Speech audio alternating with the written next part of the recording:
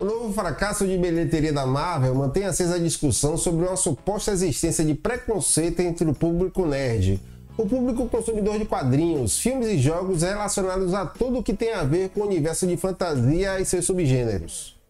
Até que já tenha dito que estas pessoas, consideradas preconceituosas por causa de seus comentários e críticas sobre o filme The Marvels, deveriam sumir da face da Terra por supostamente demonstrarem ter preconceito com materiais que possuem protagonistas femininas. Neste vídeo eu vou tentar refletir sobre isso. Será realmente que o público, hoje chamado por muitos de nerdola, é machista, racista, homofóbico ou possui outro tipo de preconceito? É claro que eu vou falar em termos gerais. Vou falar do grupo que consome este tipo de produto e não casos específicos de flagrante demonstração de preconceito. Mas farei isso apenas depois da vinheta. Enquanto ela rola, deixa aí o seu like e se inscreva no canal para me dar uma força. Muito obrigado!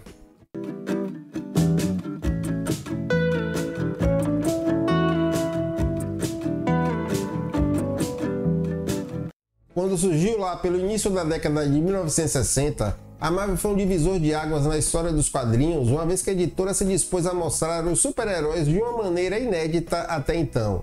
O mundo começou a ver personagens superpoderosos com diversos tipos de problemas, protagonizando histórias que envolviam conflitos familiares, psicológicos, desemprego, alcoolismo, limitações físicas, preocupação com a sustentabilidade do lar, enfim. A Marvel identificava seus personagens com seu público que, por sua vez, colocou a Marvel no topo de vendas.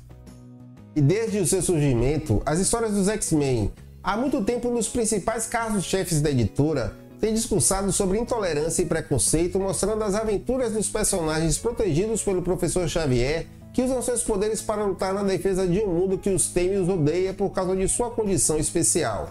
De fato, durante as várias décadas que se seguiram, as páginas de X-Men trataram de dar uma relevância enorme à heroína negra Tempestade e a Jean Grey, que por diversas vezes se tornaram líderes de um dos maiores grupos dos quadrinhos de super-heróis. Aliás, a Jean Grey me parece ser a personagem feminina de maior importância na Marvel, uma vez que ela é a protagonista principal de A Saga da Fênix Negra, a que eu considero a maior história já produzida pela editora e que possui enorme relevância até hoje. Eu falei sobre os bastidores da criação dessa saga num vídeo postado semanas atrás e cujo card está passando aí agora na sua tela.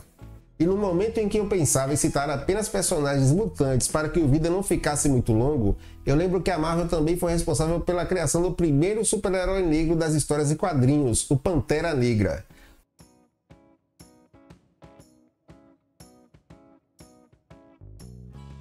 O personagem criado por Stan Lee e Jack Kirby em 1966 surgiu na edição 52 de Fantastic Four e se tornou um ícone da cultura negra e da diversidade nos quadrinhos.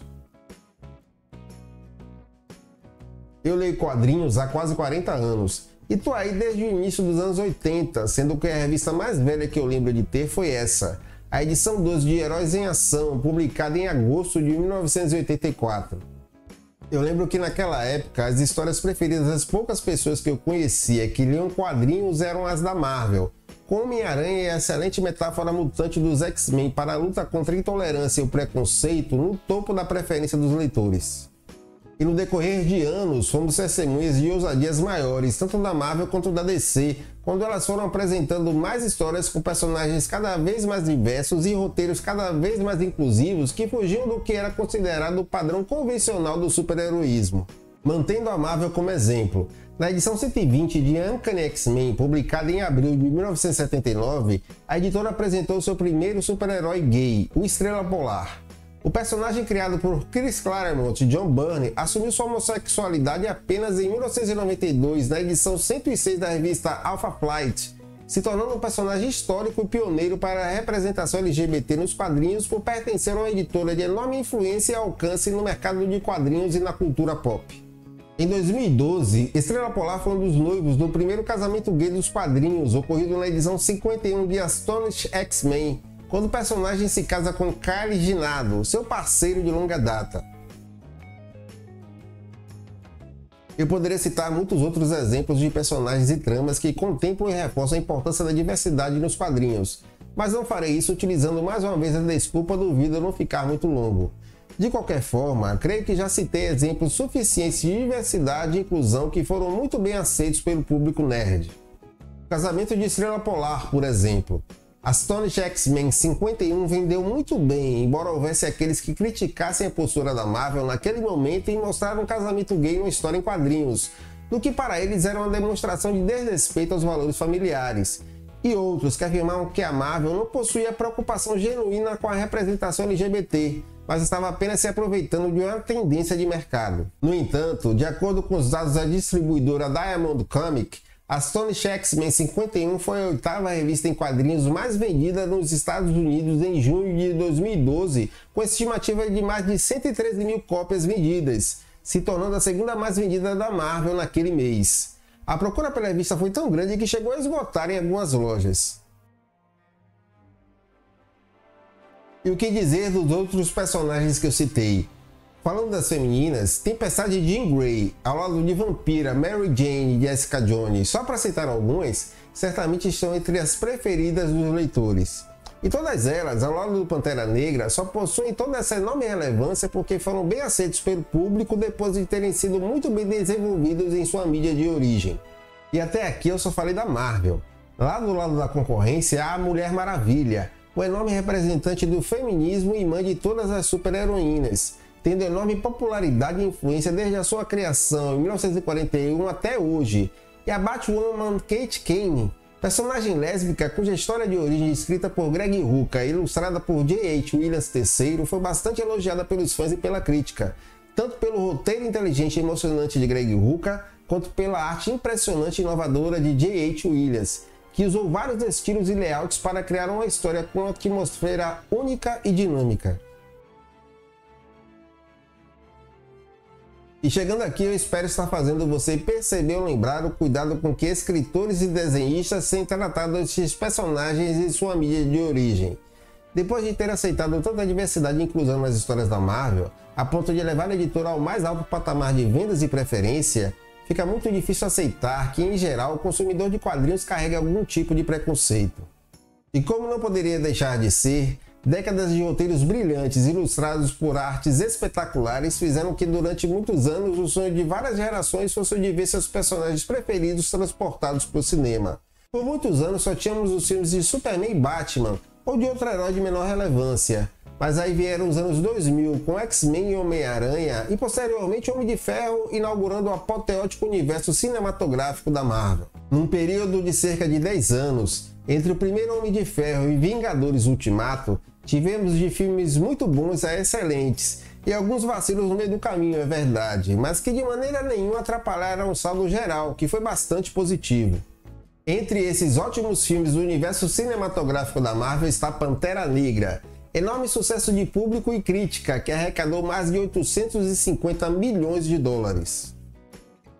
E enquanto a Marvel fazia muito sucesso nos cinemas, utilizando seus principais personagens em tramas coesas, com roteiros geralmente bem escritos e efeitos especiais de ótima qualidade, numa tentativa apressada de criação e desenvolvimento de um universo cinematográfico da DC, o primeiro filme da Mulher Maravilha foi muito bem aceito, inclusive pela parte do público nerd que hoje é chamado de nerdola, arrecadando mais de 800 milhões de dólares.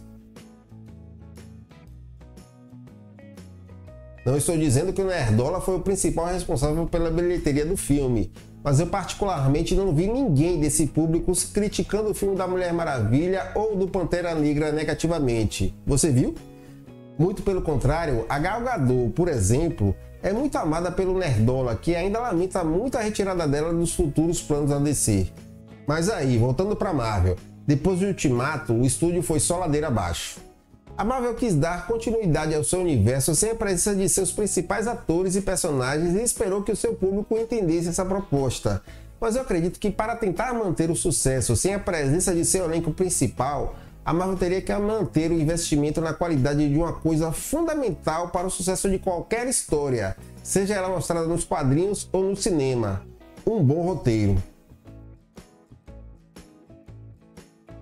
Uma característica muito forte nos leitores de quadrinhos, e aqui eu peço permissão para me restringir apenas aos leitores de quadrinhos mesmo, uma característica muito forte nos leitores de quadrinhos, principalmente nos mais antigos, é a exigência.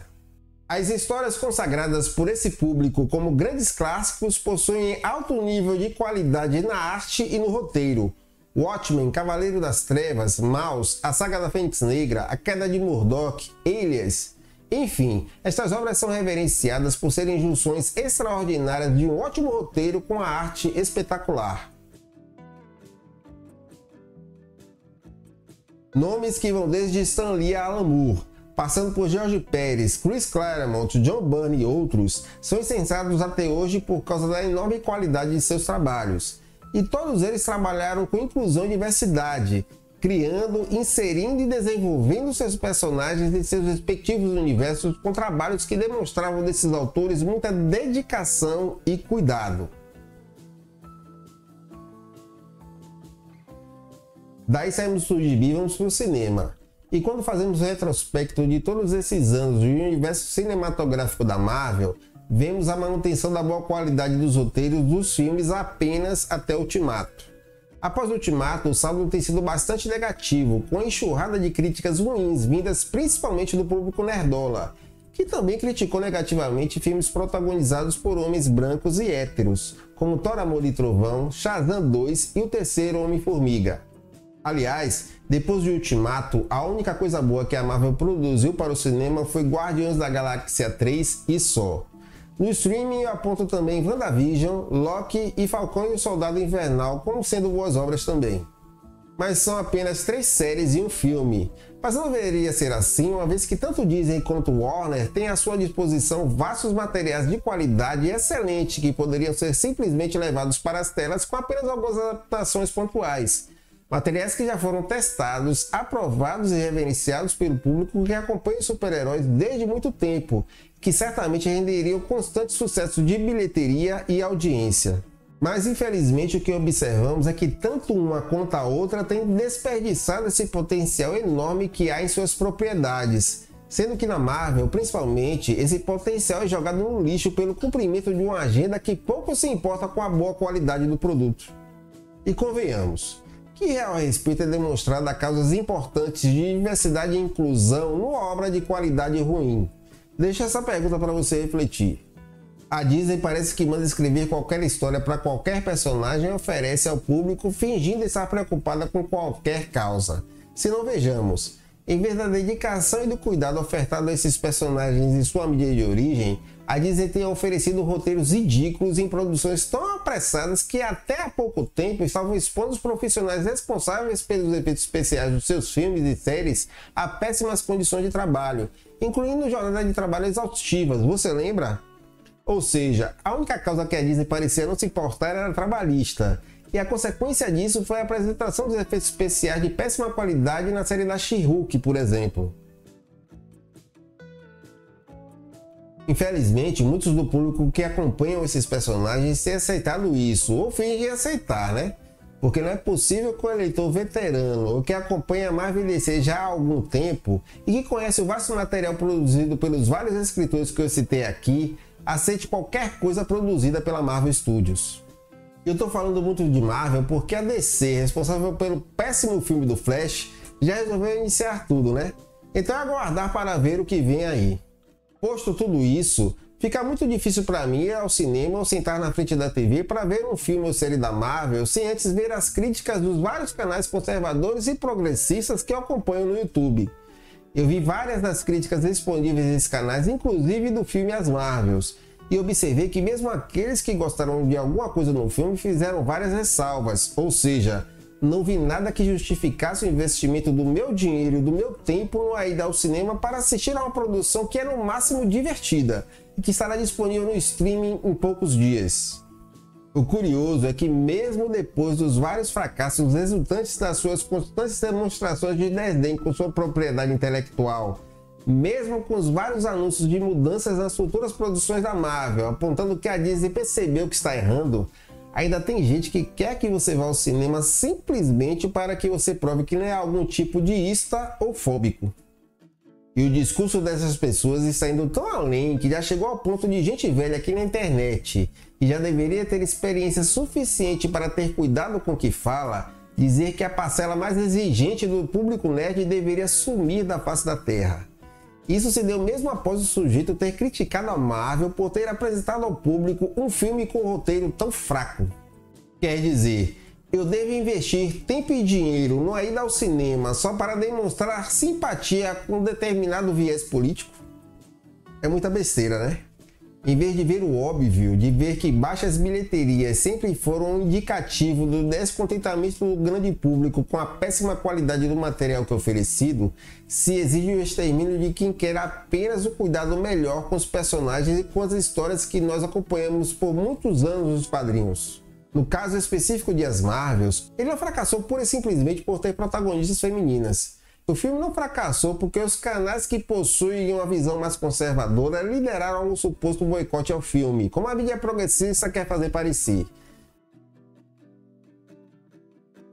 Aliás, enquanto eu preparava o roteiro para este vídeo, eu tive contato com um excelente vídeo do canal do escritor, editor e tradutor Jurandir Gouveia sobre a construção e características de uma personagem feminina realmente forte, algo que a Disney não mostra ao seu público há muito tempo. Vou deixar o link do vídeo na descrição com minha forte recomendação de que você assista ao vídeo do Jurandir. Mas agora é a sua vez. Eu gostaria muito de ler aí nos comentários a sua opinião sobre tudo isso. Muito obrigado e até o próximo vídeo.